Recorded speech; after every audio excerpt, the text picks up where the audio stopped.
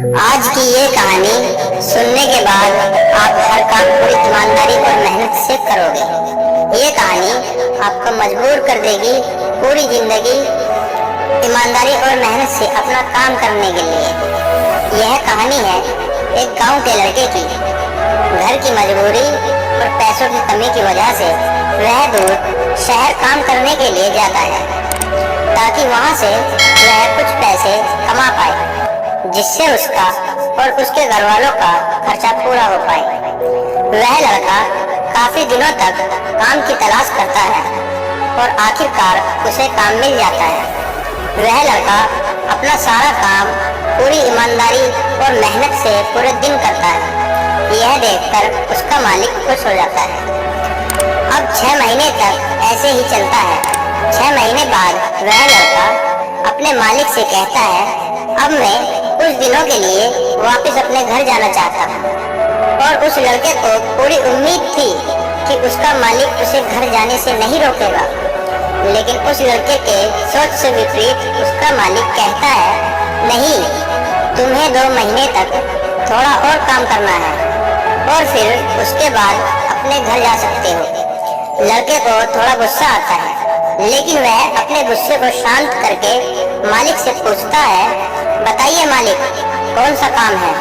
उसका मालिक कहता है, हमें एक घर खरीदना है। तुम पूरे शहर में घूमो और तुम्हें जो सबसे अच्छा घर लगे वह खरीद लो, और जैसे ही यह काम खत्म हो जाता है तुम वापस अपने घर कुछ दिनों के लिए जा सकते हो। यह सुनकर वह गांव का लड़का खुश हो जाता है और जल्दी जल्दी घर को खरीदने का काम खत्म कर देता है।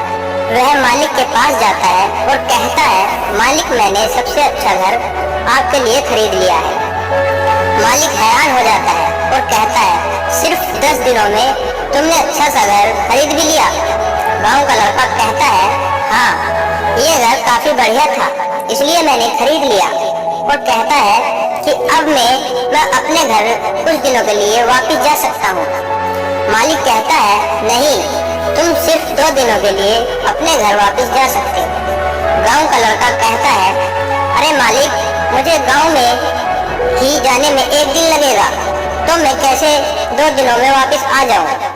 मुझे मेरे परिवार के साथ वक्त भी बिताना है। मालिक खुश होकर कहता है, अब से तुम हमेशा अपने परिवार के साथ ही रहोगे।